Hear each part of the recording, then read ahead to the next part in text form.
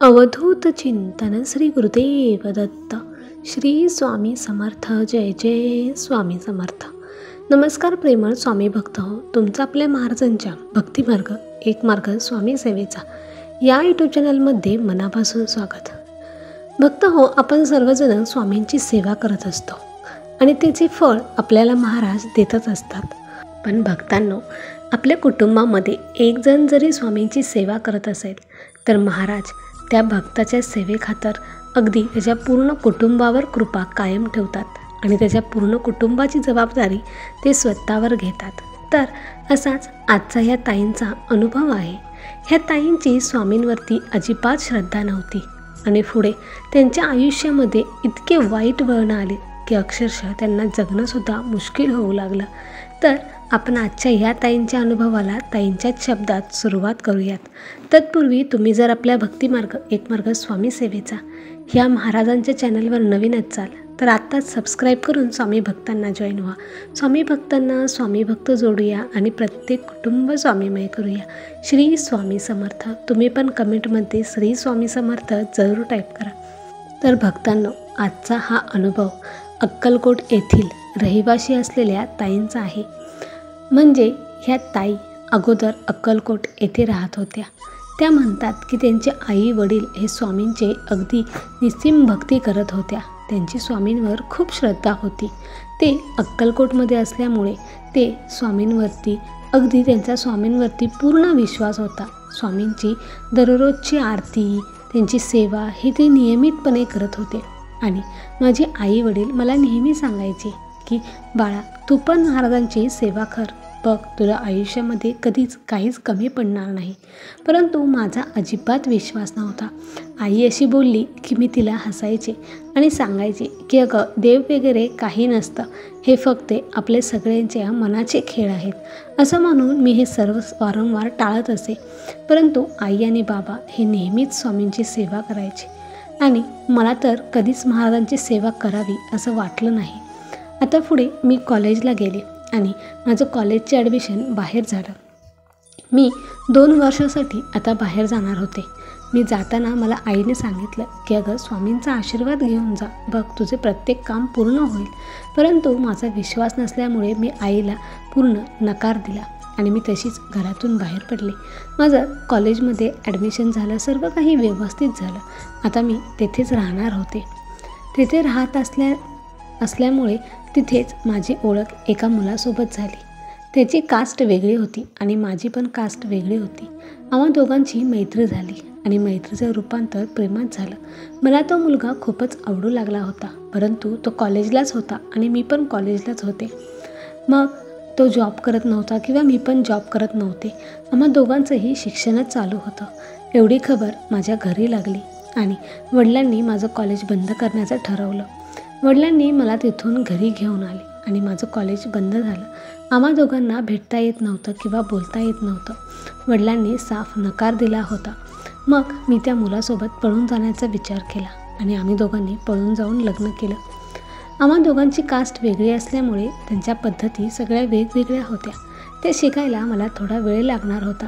परंतु त्या मुलाने, म्हणजेच माझं आता त्यांच्यासोबत लग्न झालं होतं, माझ्या नवऱ्याने हे समजून घेतलं नाही आणि आमच्यामध्ये आता वारंवार भांडणं व्हायला लागली होती. अगदी भांडणाचं प्रमाण इतकं प्रचंड होतं की त्याला काही मर्यादाच नव्हत्या. आता वडिलांनी तर मला आसरा न देण्याचं पूर्णपणे ठरवलं होतं. आता मी पूर्णपणे माझ्या नवऱ्यावर अवलंबून होते. तो पण जॉब करत नव्हता आणि मी पण जॉब करत नव्हते. जे काही आमच्या घरामध्ये येत होतं ते सर्व सासू सासऱ्यांमुळेच येत होतं. माझ्या नवऱ्याचंसुद्धा शिक्षण पूर्ण झालं नव्हतं, परंतु तो कुठेतरी काम शोधत होता. त्याला अशी छोटीशी नोकरी लागत होती किंवा मजुरीचं काम मिळत होतं. शिक्षण नसल्यामुळे आम्हाला आता कुठेच जॉब मिळत नव्हता आणि मग अशामुळेच आमच्यात भांडणं खूप वाढली. भांडणं अगदी ह्या टोकापर्यंत गेली की मी जीव द्यायचा विचार केला. परंतु पुन्हा म्हटलं की जीव देण्यापेक्षा ह्याला सोडलेलं बरं, म्हणून मी नवऱ्याला सोडून द्यायचं ठरवलं आणि मी त्याला डिवोर्स देऊन वेगळी झाले. आता मी त्यांचं गाव सोडून बाहेर आले. आता वडिलांकडे तरी मी कशी जाणार होते. कारण माझं आणि वडिलांचं अगोदरच ठरलं होतं की जर मी लग्न केलं तर मी तुमची पायरीला येणार नाही आणि वडिलांनी पण घरात यायचं नाही असं पूर्णपणे सांगितलं होतं. मी वडिलांकडे जाऊ शकत नव्हते. आता मी बाहेरच काम शोधू लागले. मला माझ्या वडिलांनी केलेली एक सोन्याची चेन होती, ती मी नेहमीच माझ्या गळ्यात ठेवत होती. आता मी ती चेन मोडण्याचं ठरवलं आणि मी सोनाराकडे जाऊन ती चेन मोडली आणि जे काही पैसे आले त्या पैशामधून मी एक रूम भाड्याने घेतली. आता रूम भाड्याने घेतली त्यामुळे त्याचं भाडं तर मला द्यावंच लागणार होतं. आता मी कामधंदा शोधू लागले, परंतु आपलं शिक्षण जास्त नसल्यामुळे मला त्या प्रतीची नोकरी लागणार नव्हती. आणि मग मी असंच काम शोधत शोधत मला एका दुकानामध्ये कपडेचे घड्या घालण्याची नोकरी मिळाली. ते दुकान बऱ्यापैकी मोठं होतं आणि तेथे सेल्समन नव्हते, त्यामुळे तेथे मला काम लगेच मिळालं.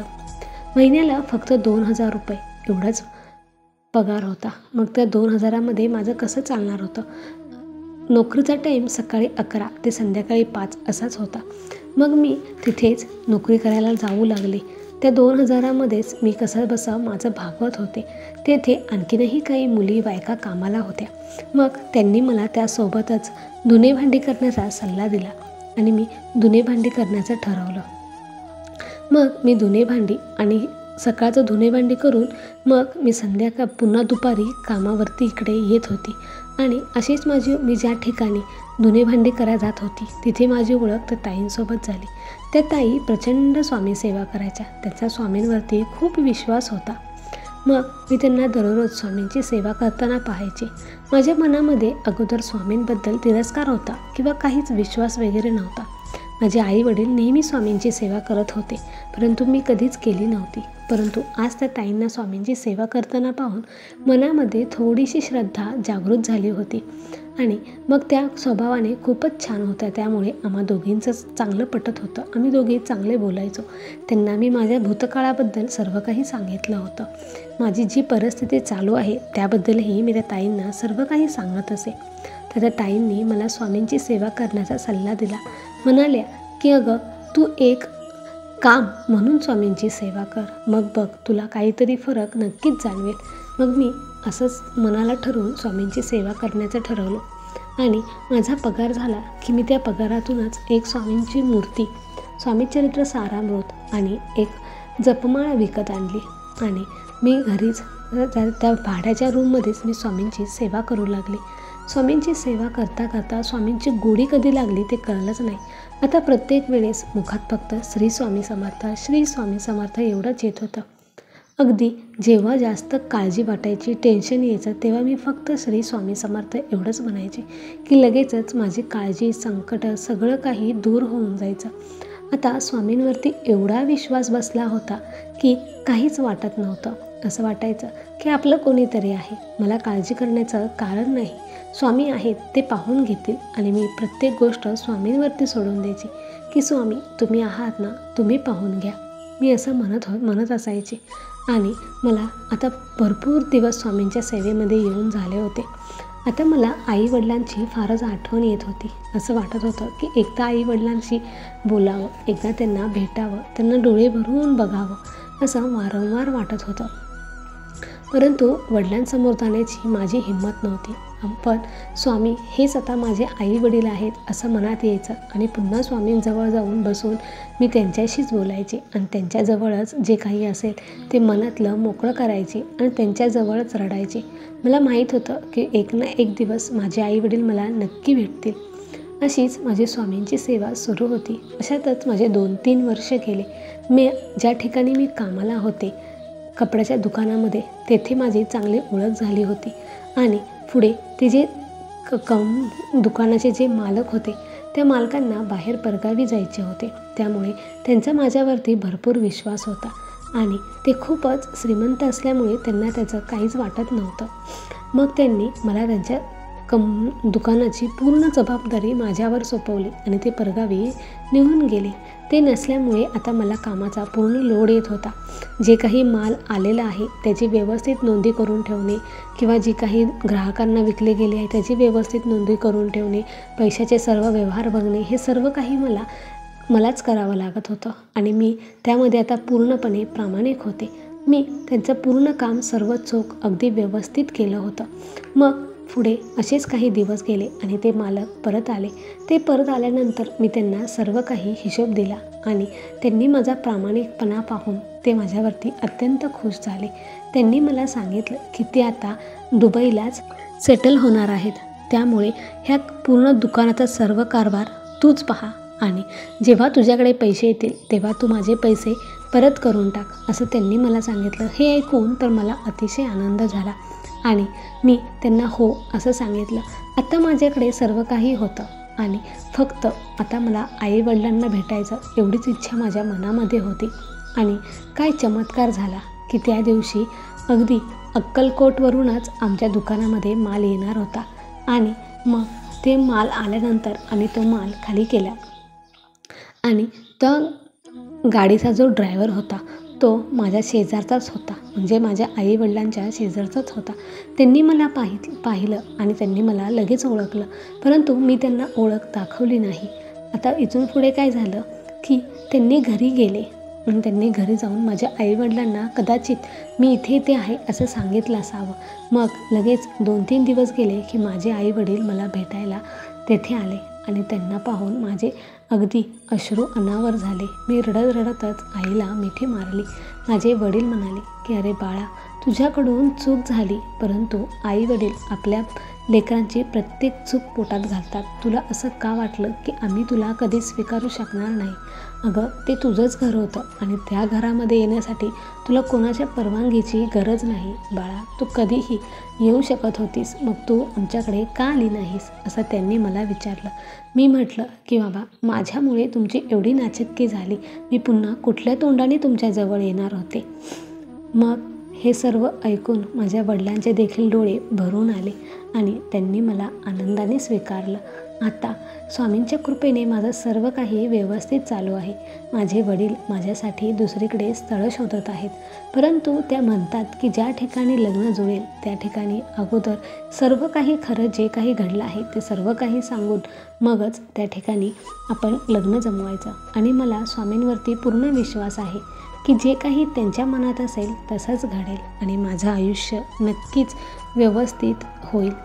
आत्ता पण माझं सर्व काही छान चालू आहे. स्वामींच्या कृपेने मी अगदी पडता सावरले आणि स्वामींनीच मला सावरलं आहे. श्री स्वामी समर्थ. तर भक्तांनो, जोपर्यंत मला कळत होतं मी स्वामींची सेवा करत नव्हते की तोपर्यंत माझ्या आयुष्यामध्ये फक्त अडचणी आणि फक्त अडचणीच होत्या. परंतु जेव्हापासून मी स्वामींची सेवा करायला लागले तेव्हापासून त्या अडचणींवरती कशी मात करायची आणि त्याला कसं उत्तर द्यायचं हे मला समजू लागलं. माझा प्रामाणिकपणा, माझे अतोनात कष्ट आणि स्वामींची कृपा यामुळे माझं आजचं आयुष्य अगदी सुंदर बनलेलं आहे. आता आयुष्यामध्ये काही अजून हवं याची खंत नाही किंवा अशी इच्छा पण नाही. जे आहे त्यातच मी भरपूर आनंदी आहे. फक्त स्वामींनी मला शेवटच्या श्वासापर्यंत त्यांच्या सेवेत ठेवावं एवढीच माझी स्वामींच्या चरणी प्रार्थना आहे. तर भक्तांनो, माझा हा अनुभव तुम्हाला कसा वाटला हे आम्हाला कमेंट करून नक्की कळवा. श्री स्वामी समर्थ. तर भक्तांनो, ह्या ताईंचा अनुभव अतिशयच हृदयस्पर्शी आहे. तर ह्या ताईंचा अनुभव तुम्हाला कसा वाटला हे कमेंट करून नक्की कळवा आणि व्हिडिओ आवडला असेल तर लाईक करा, शेअर करा आणि आपल्या भक्तिमार्ग एक मार्ग स्वामी सेवेचा ह्या यूट्यूब चॅनलवर नवीन असाल तर आत्ताच सबस्क्राईब करून स्वामी भक्तांना जॉईन व्हा. स्वामी भक्तांना स्वामी भक्त जोडूया आणि प्रत्येक कुटुंब स्वामीमय करूया. श्री स्वामी समर्थ. जय जय स्वामी समर्थ. तुम्ही पण कमेंटमध्ये श्री स्वामी समर्थ जरूर टाईप करा, कारण मुखात घेतलेले नाम कधीच वाया जात नाही. त्याचे फळ स्वामी महाराज आपल्याला नक्कीच देत असतात. धन्यवाद.